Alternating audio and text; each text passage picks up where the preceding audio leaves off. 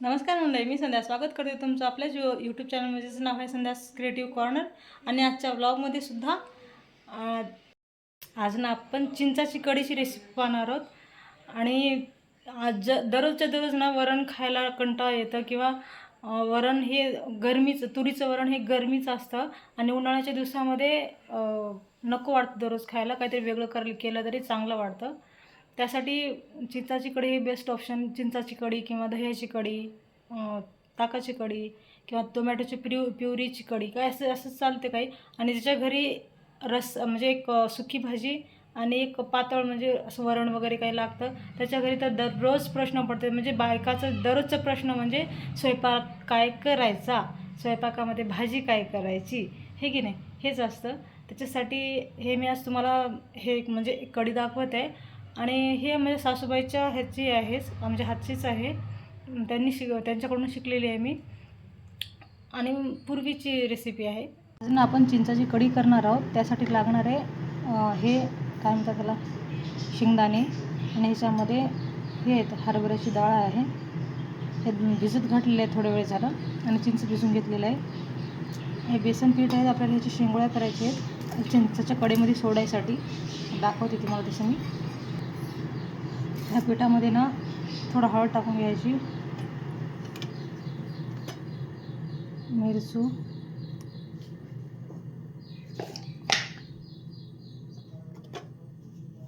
आणि मीठ.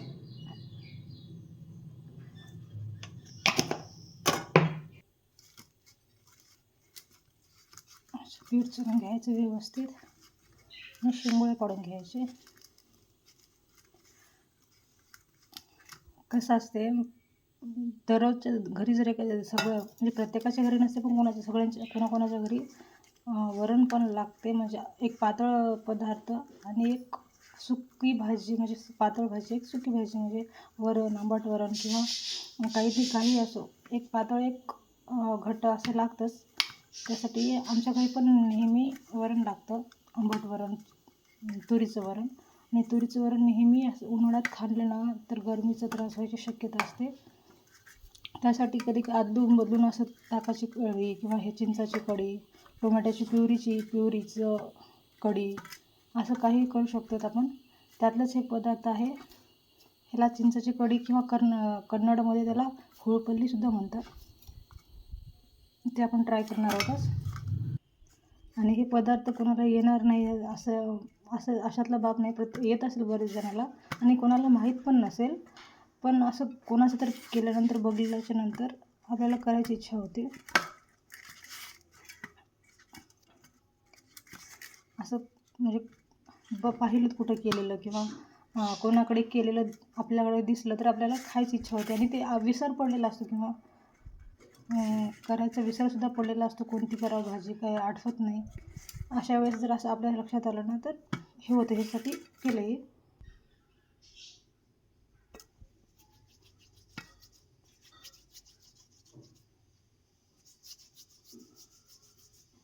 एकदम बारीक अशी शेंगोळ्या पडून घ्यायची अशी.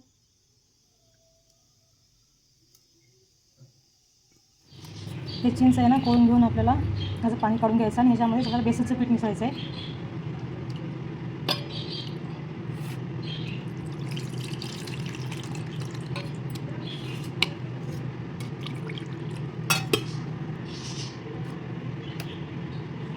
ह्याच्यामध्ये आता बेसनचं पीठ टाकून घेऊया आपण. दोन चमचे लागले असते पीठ, पण हे जे शेंगोळे आहेत ना हे पुष्कळ झाले, एवढ्याने जास्त होतील, म्हणून हे पीठ उरलेलं आहे हेच ह्याच्यामध्ये काढून घेणार आहे मी. हे 2 चमचे पीठ बस झालं. जवळपास आपल्याला अर्ध पातेलं करायला 2 चमचे पीठ बस होतं. एक पातेलं ठेवून घ्यायचं गॅसवर. त्यामध्ये थोडंसं तेल,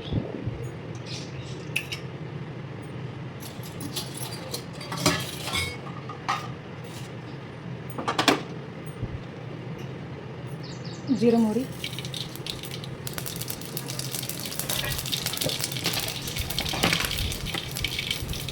तडतडली ना अगोदर कढीपत्ता टाकून घ्यायचं. कढीपत्ता सुगंध खूप भारी येतो. आणि झाकल्याच्या नंतर आपलं जे सेंट आहे ते ह्याच्यामध्ये म्हणजे फोडणीमध्ये तसं दबलं जातं.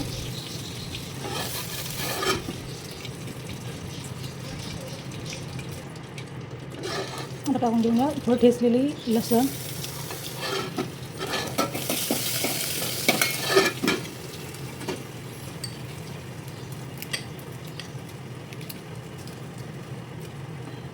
थोडी हे बेडगी मिरची असेल तरी चालते, साधी मिरची घरातली असेल तरी चालते. ह्या सगळ्याला फ्राय करून घ्यायचं. शक्यतो करतू नाही द्यायचं, करतलं तर करवट चव येईल आपल्या कढीला. मी पाहू शकता तेलाचा वापर खूप कमी केलेला आहे.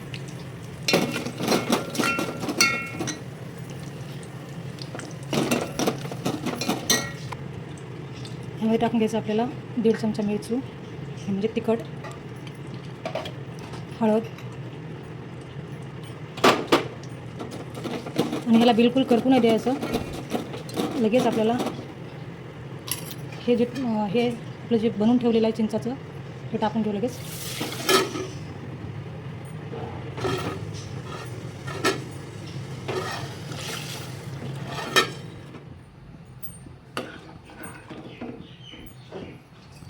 ह्याच्यात टाकून घ्यायचं आपल्याला हे सगळं भिजू घातलेलं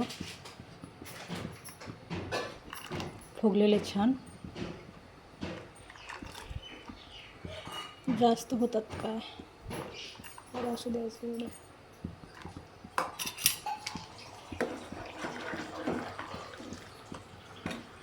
आणि हे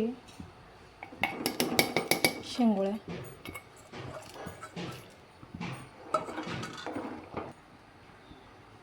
आणि 1 ते 1.5 चमचे मीठ.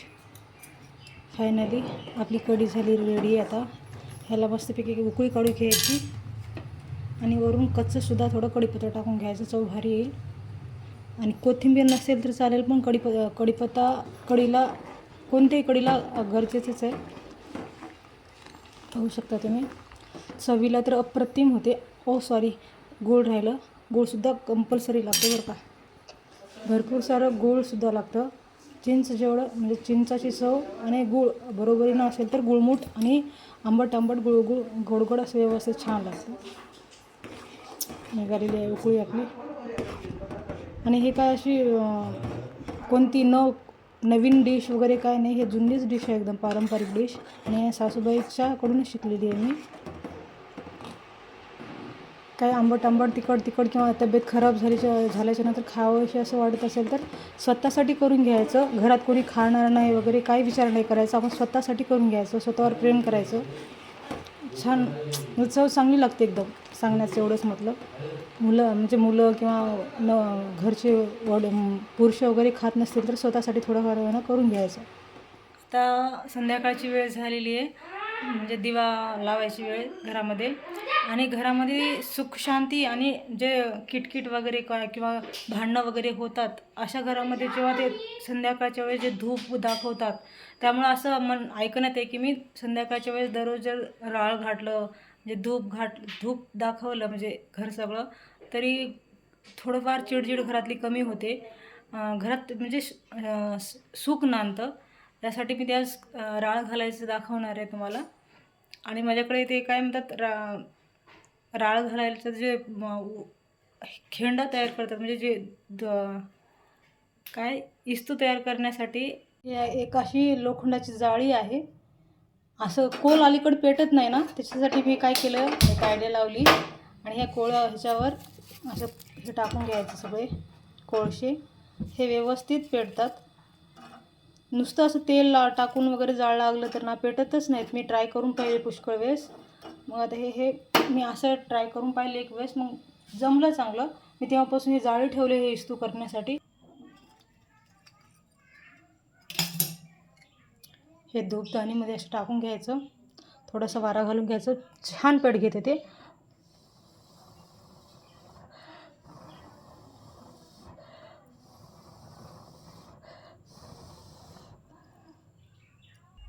ते घोंगड्याचं आसन टाकून घेतलेलं आहे मी. उठून सडा सारवण, देवाची पूजा आणि रांगोळी, असं जे दररोजच जे सकाळचं जे दिनचर्या चांगली गेली ना, आणि संध्याकाळी थोडं असं दिवाबत्ती व्यवस्थित टाईम टू सगळं देवाचं व्यवस्थित टाईम टू टाईम केलं, घरात सुखशांती नांदते असं माझं म्हणणं आहे. आणि हे संध्याकाळी थोडं आपल्याला हे करून घ्यायचं आहे, आणि संध्याकाळीसुद्धा थोडंफार का ना देवाचं नामस्मरण असं काहीतरी केलंच पाहिजे.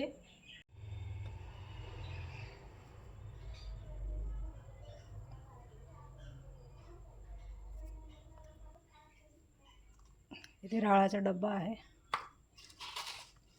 आणि जे होम हवनची सामग्री असते ना ते चुरा उरले तो आपला धूपबत्ती करताना त्याच्यातसुद्धा ह्याच्यातच टाकलेलं आहे सगळं. काहीतरी 9 प्रकारचे हे असतात त्याच्यामध्ये, लाकडं असतात, चंदन हे ते सगळेच. आणि त्याच्यातसुद्धा आपण चुरा ह्याच्यातच टाकलेला आहे. ह्याच्यामध्ये गुगळ आहे आणि लोबन आहे. हे आपण घर सगळं दाखवून घ्यायचं, देवाला दाखवून घ्यायचं अगोदर. घर सगळं दाखवायचं. एकदम सेंट मस्त येतो, मन प्रसन्न होतं बरं का.